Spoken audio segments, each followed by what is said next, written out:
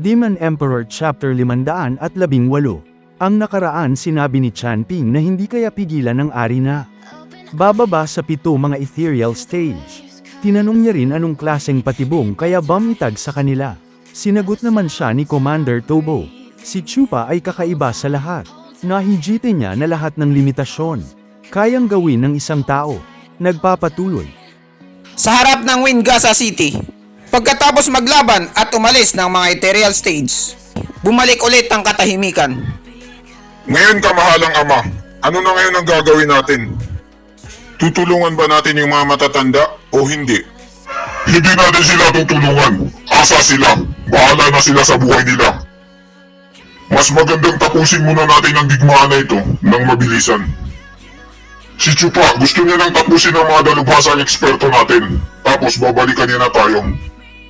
Bago pa man mangyari yun, lulusubin natin ang Wingasa City sa abot ng ating makakaya. Titirahin niya yung mga matatanda. Ako naman, titirahin ko yung buong syudad. At yun ang magiging pagkapanalo natin. Laban sa kanya. Makinig kayong lahat. Sabay-sabay tayong lulusog.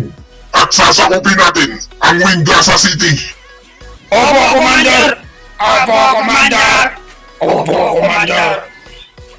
Ayun na nga, sinimula na ng hukbo ni Tubo ang paglusob sa Wingasa City.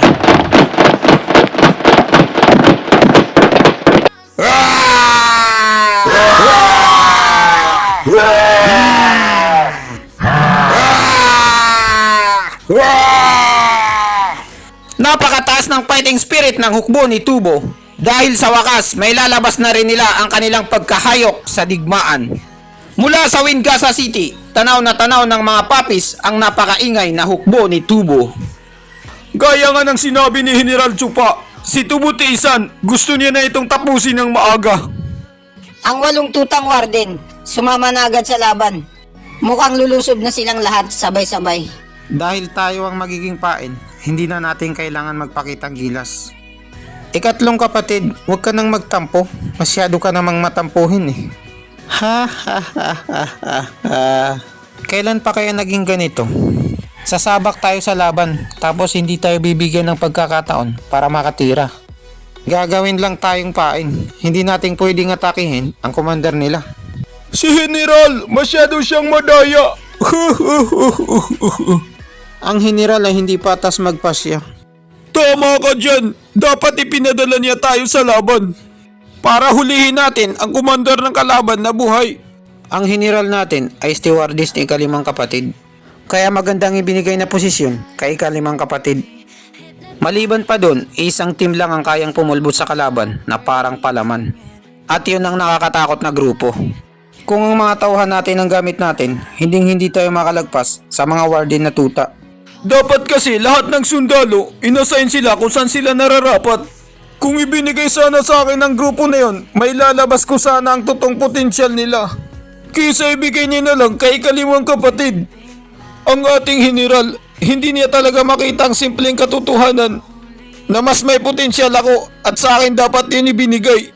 Hindi naman sa hindi niya kinikilala ang iyong kahusayan dahil wala talaga siyang pakialam sa'yo. Napahiya tuloy si ikatlong inaanak sa sinabi ni Gus Santos.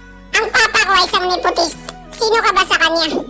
Naibibigay niya lang sa'yo basta-basta yung pinaghirapan niyang gawin na mga war puppet?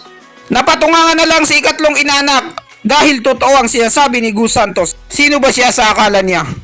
Gus Santos, wala ka rin namang pinagkaiba sa akin oh. Ikaw ang kaniyang anak, matigas at malakas at mahaba. Pero bakit pinili niya pa rin yung mga matatanda kesa sa'yo? Para labanan yung mga ethereal stage. Nagtatalo na naman si Gus Santos at si ikatlong inaanak para talaga silang mga bata. Dahil masyado kayong pabigat sa buhay. Si papa ko, hiniling niya sa akin na bantayan kayo. At huwag ko daw kayong iwan sa lahat ng oras. Nag-alala kasi siya dahil kayong mga walang kwentang general ay kailangan pang alagaan. Kaya nandito ako ngayon at di makalis. Binabantayan kayo. Imbis na binubugbog ko yung mga matatandang nanangit sa papa ko. Sa sobrang galit ni Gus Santos, sinira niya na yung pagkain niya.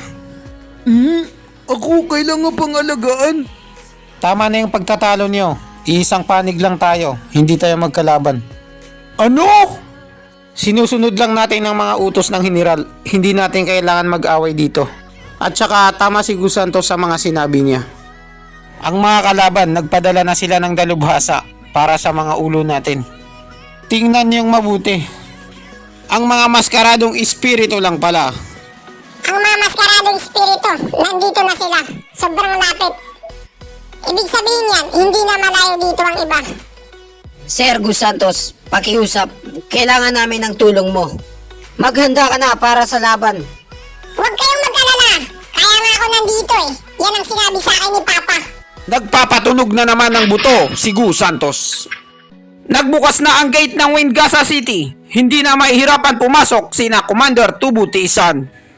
Nabigla tuloy si Tianfeng Tiisan sa nakita niya. Oh, Napakaraming sundalong mandirigma ang lumalabas sa Wingasa City. hindi ba dapat sila ang nasa depensa? Kailangan lang nilang depensahan ang Wingasa City. Pero bakit sila lahat lumalabas ngayon? Gusto na ba nilang takbusin to sa isang tirahan lang? At biglang napangiti si Tianfeng. Hindi ko hahayaan ang binabalak niya na magtagumpay ng basta-basta lang. At nagsimula na rin siyang maghanda para sa digmaan. Steel Arm Tuta! Iron Bat Tuta! Sa unahan kayo! Harangin niyo sila! Opo, sir. Opo, sir. Uling Wind Tuta at Blood Shadow Tuta! Umatake kayo galing sa likod nilang dalawa! Opo, sir! Opo, sir. Guguluhin natin ang digmaan na to! Kapag ang mga taga-Luzon na pamilya ng Emperador na suporta natin, nasira nila ang depensa ng kalaban, tayo naman ang atake! Opo, sir! Opo, sir. Opo, sir! Opo, sir. Opo, sir! Opo, sir. Opo, sir! Patayan na! Nagsimula na ang digmaan ng dalawang hukbo. Sino kaya ang magwawagi?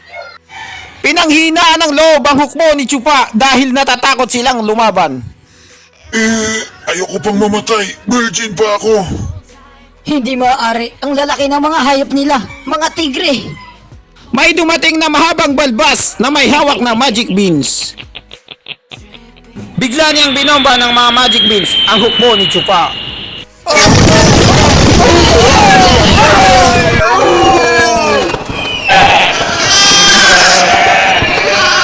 Kalaban pala ang dumating, isa sa 5 banal na dragon ng emperador. Si Monochrome Chichis, isa siyang Piyak Radiant Stage. Nagtatawanan yung hukbo ni Tubo dahil sa nangyari sa hukbo ni Chupa.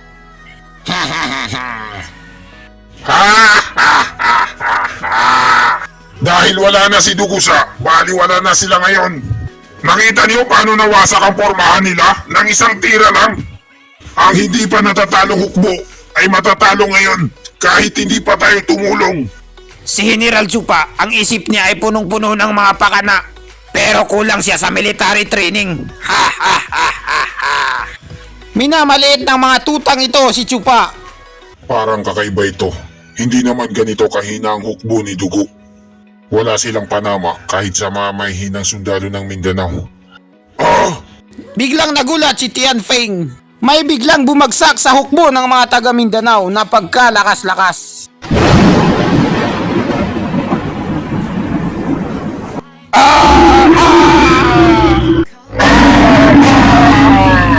Lumaki ang mata ni Monochrome Seeds dahil nakita niya si Gus Santos at pinagpawisan siya ng maliit. Patay tayo dyan. Bakit si Gus Santos pa? Hoy matanda, ba't di ka na lang maglaro ng Mobile Legend? Sa loob ng Kapitolyo ng Imperyo. Anong ginagawa mo rito? Naghahanap ka ba ng away? O sakit ng katawan? Pulang-pula na naman si Gus Santos. High blood mood na naman siya. Mukhang sasapakin niya yung matanda. Putangin ng Gus Santos na to. Hindi na siya mapipigilan. Lumalabas na yung mga pawis sa mukha niya. Ayan na, napakalakas na enerhiya na iniipon ni Gus Santos. Sobrang kapal na kidlat na pula. Mahihina sa pantalon si Monochrome Seeds dahil sa takot.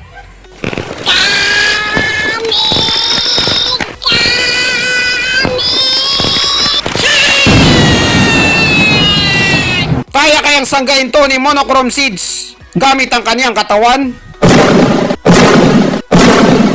Namatay na siya, hindi niya kinaya yung atake ni Gus Santos para siyang piniritong sausage.